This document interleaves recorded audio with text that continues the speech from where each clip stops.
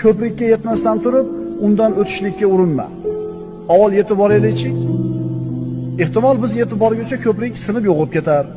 Ehtimol o'ylaganimizdan ko'ra yengilroq o'tib ketarmiz. Axir o'smagan terakka laylak in qurmaydi-ku, birodarlar. Shuning uchun kelajak haqida fikr yuritish uchun aqlga erk berish, g'ayb kitobini ochishga kirishib ketib, keyin kelishi kutilayotgan musibatlarni o'ylab vahimaga kirib qolish shar'an qoralangan ish.